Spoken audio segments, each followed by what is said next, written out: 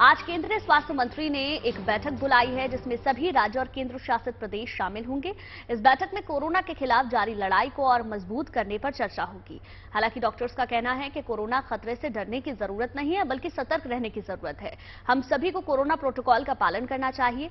यही वो हथियार है जिसके जरिए हम अब तक कोरोना को मात देते आए हैं।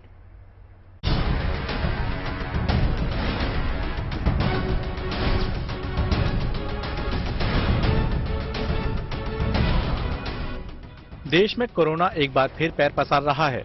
ऐसे में केंद्र सरकार अलर्ट मोड में आ चुकी है।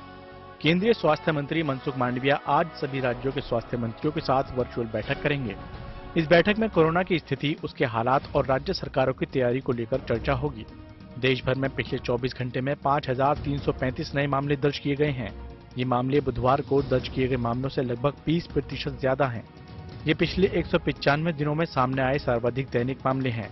इससे पहले पिछले साल 23 सितंबर को कोरोना के 5,383 मामले सामने आए थे। देश में कोविड के मामले पिछले कुछ दिनों में बढ़े जरूर हैं, लेकिन हालात काबू में हैं। स्वास्थ्य मंत्री मनसुख मांडविया ने भी कहा है कि कोरोना से डरने की जरूरत कतई नहीं है, बल्कि सतर्क रहने की जरूरत है। सरकार भी अलर्ट मोड में है और अस्पतालों को हालात से निपटने के लिए निर्देश दे दिए गए हैं। देश भर के अस्पतालों में 10 और 11 अप्रैल को मॉक ड्रिल होनी है। इस दौरान हेल्थ सेंटरों में कोविड वार्ड के इंतजाम जांचे जाएंगे। किसी भी प्रकार की खामी दिखने पर उसे तुरंत प्रभाव से दूर करने का प्रयास किया जाएगा। यही नहीं, सरकार लोगों से कोरोना नियम पालन करने की अपील भी कर रही है, ताकि कोरोना से इस जंग में जिंदगी को महफूज रखा जा सके। Bureau report, good news today. जाहिर है तेजी से बढ़ रहे मामलों ने चिंता तो सभी की बढ़ा दी है, लेकिन हेल्थ मिनिस्ट्री का कहना है कि हमें घबराने की बिल्कुल जरूरत नहीं है। चलिए आपको बताते हैं क्या है स्वास्थ्य विभाग की वो गाइडलाइंस जिसका हम सभी को ख्याल रखना है। देखिए, सबसे पहली बात तो ये है कि हमें एंटीबायोटिक्स का इस्तेमाल काफी सावधानी से करना होगा।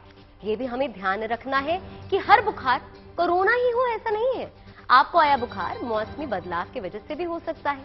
फिलहाल तो नए मामलों के पीछे XBB 1.16 वेरिएंट को जिम्मेदार बताया जा रहा है। ये जो नया वेरिएंट है यानी XBB 1.16 वेरिएंट, ये तेजी से फैलता है, लेकिन एक्सपर्ट्स मानते हैं कि इससे डरने की हमें बिल्कुल भी जरूरत नहीं है। जाहिर है कि जब मामले तेजी से बढ़ रहे होते हैं तो हमें फिर से कोविड से जुड़े प्रोटोकॉल का पालन करना पड़ता है। ध्यान रहे कि अगर आपने अब तक बूस्टर डोज नहीं लगवाई है तो जल्द से जल्द बूस्टर डोज आप जरूर लगवा लें। अगर आपको सांस लेने में तकलीफ हो रही है और आपको तेज बुखार है तो अपना मेडिकल चेकअप जरूर जाएं। यही नहीं, गंभीर बीमारी से जूझ रहे लोगों को इस वक्त डॉक्टर्स के संपर्क में रहने की भी सलाह दी गई है। कोरोना के बढ़ते मामलों पर केंद्र सरकार एक्शन मोड में है, तो अस्पतालों ने भी तैयारियां अपनी पुख्ता कर ली हैं। दिल्ली में LNJP अस्पताल में कोरोना को लेकर क्या है तैयारियां? गुड न्यूज टुडे की टीम ने इसका जायजा लिया, देखिए। कुछ दिनों से लगातार कोविड के केसेस बढ़ते जा रहे हैं और ऐसे में दिल्ली NCR में तमाम हॉस्पिटल्स को अलर्ट मोड पर डाल दिया गया है। केंद्र सरकार ने भी राज्य सरकारों को निर्देश दिया है कि वो अपनी तरह से जो भी प्रिकॉशंस हो सकते हैं वो रखें, कोविड प्रोटोकॉल का पालन कराएं और कोशिश करें कि अगर आपात स्थिति आती है तो उसके लिए तैयार रहें। फिलहाल हम लोग LNJP अस्पताल में हैं दिल्ली के, और यहां पर अगर मैं आपको दिखाऊंगा तो पहले से लगातार कोशिश ये की जा रही है कि जो लोग भी इस समय कोविड पेशेंट हैं उनको बाकायदा सुविधाएं दी जाएं, और लगातार सरकार की कोशिश ये रही है कि अलग अलग हॉस्पिटल्स में व्यवस्था बेड्स की लगातार बरकरार रहे। डॉक्टर रितु सक्सेना मेरे साथ हैं, उनसे मैं जान लेता हूं कि मैम अभी की जो स्थिति है वो क्या है और किस तरीके से आप लोगों की तैयारी है LNJP में? देखिए, हमारे कोविड बेड्स जो है लोकनायक हॉस्पिटल में 450 है जो आइसोलेशन बेड्स हैं।